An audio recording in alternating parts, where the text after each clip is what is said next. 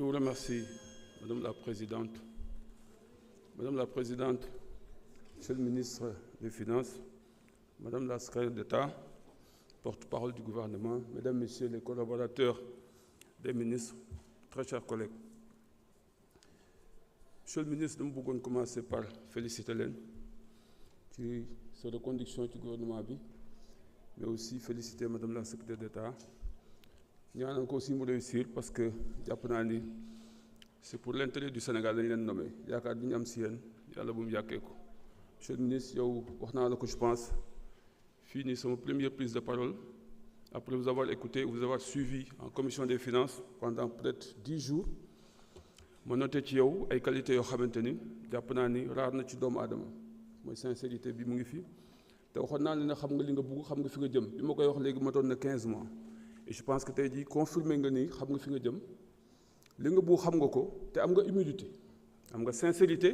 parce que à chaque fois qu'il s'agit de dire la vérité wax nga ñu ko lu mu métti métti wax nga ñu ko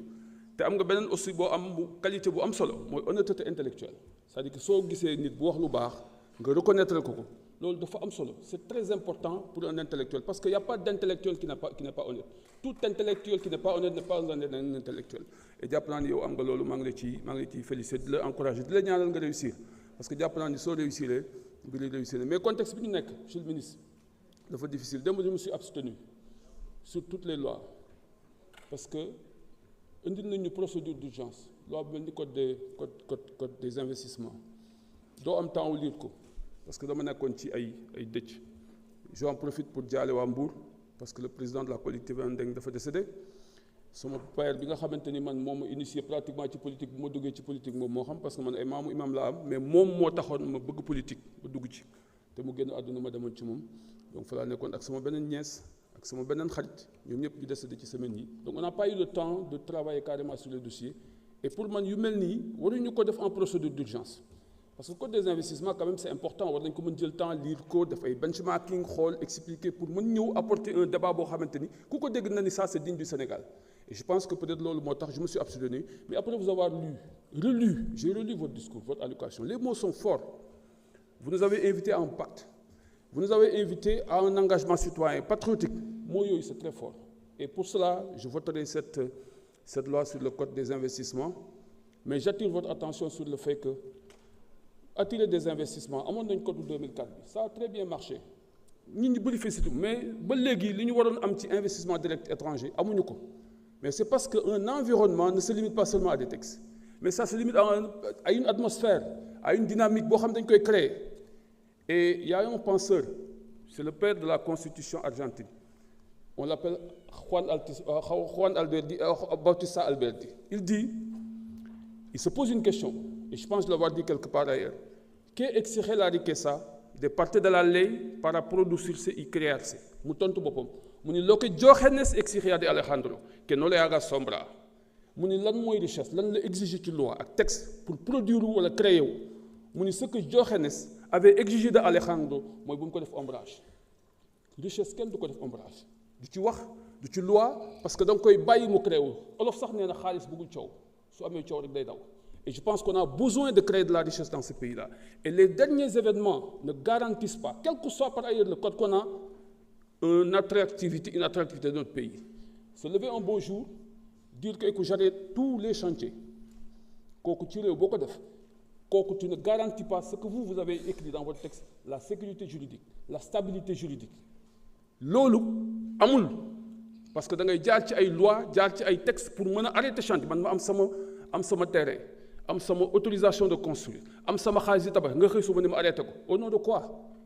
mooy arrêté loolu suñ ko gisee ci réew ku gis réew moom doo ñëw da nga naan doo dem te pourtant ba léegi quel est le résultat aujourd'hui le BTP est là mort aujourd'hui on a des problèmes au plan financier les taxes n'ont pas suivi et voilà donc pour man on a besoin davantage d'assainir la situation et aujourd'hui le débat sur politico-judiciaire bi ñu am fii si homme d'affaires yi nekk en prison yooyu mais loolu mën nañu ko régler sans pour autant coow yu bari on peut régler sans pour autant que mu am coow et puis quelqu'un qui cautionne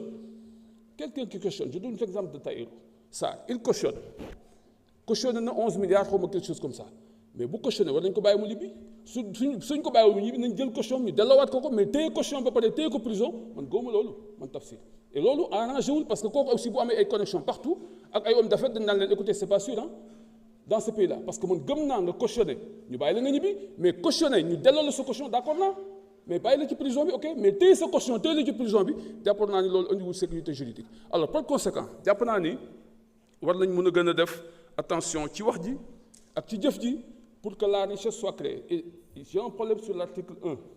parce que quand on dit que ni le code favorise le développement économique et social c'est pour favoriser le développement économique et social man boobu d'accorduma parce que man pour man ça doit favoriser la production et la création de richesses qui aura comme conséquence le développement du pays parce que l'objectif visé c'est la création de richesses tant que la richesse est là l'État est riche parce que l'État est riche de la nation et la nation moom mooy am xaalis jox État am xaalis investiraat mais si l'État vise le développement directement je pense qu'il peut se gourer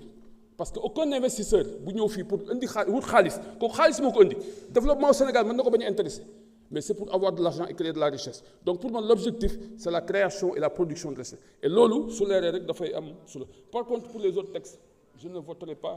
je vais m'abstenir parce que dama jàpp ne su fekkee dañu war a taxer waat Sénégalais yi pour ñu financer un plan de redressement te plan de redressement bi ñun ñii député yi wax naa fi benn jour ni le gouvernement a une priorité mooy lan mooy mu stabiliser ces documents agenda 2050 wax ji bari na c'est devenu une chanson chaque jour dañ koy wax rek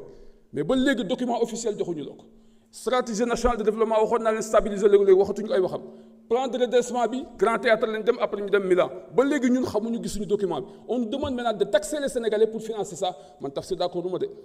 parce que dama jàpp ni dañu war a joxante cër nous sommes une assemblée nationale dañu war a respecter respect bi mooy dañuy jox documents yi ñu xam li ci nekk xam fi ñu jëm xam objectif yi et man dama jàpp ni du plan de redressement économique et social mais plan de redressement des finances publiques la et loolu jàpp naa d'accord naa qui est dans la consolidation budgétaire d'accord naa pour atteindre le déficit parce que le déficit est à la fois un instrument mais aussi un indicateur positionné wu ngeen ci côté indicateur mais c'est un instrument pour relancer une économie on l'a creusé en 2024 ça n'a pas donné les résultats au plan économique mais aujourd'hui on a fait un indicateur boo xam ne dañu ko war a respecter pour consolider le budget je suis d'accord mais loolu yëpp lu ñu war a waxtaane la pour que ñun ñu xam ban position lañ ci am pour mën accompagner wax naa leen fi encore une fois nous ne sommes pas là pour bloquer nous sommes là pour accompagner mais pour accompagner da ngay xam ni ki fi mu jëm nga accompagner ko ci fi mu jëm wala mu wax la loo xam ne wala mu jox la cër maa leen gërëm leen sant yal na yàlla dooli suturé. jërëjëf honorable Daba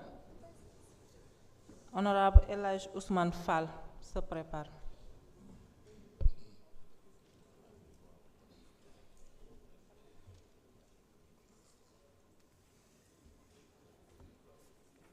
Merci beaucoup madame la présidente ñi ngi lay nuyu di la jox sa wàccuwaay di la féliciter di nuyu aussi monsieur le ministre des finances et du budget di nuyu aussi madame le ministre chargée des relations avec les institutions di ko féliciter ak seen collaborateurs yi ngeen àndal yépp waaye tamit ñu ngi nuyu suñu collègue honorable yi fi teew di am mbégte bu yaatu nag ci projet de loi yi nga xamante ne si ne moom ngeen ñu indil ma man ci citer le projet de loi numéro 16 2025 portant code des investissements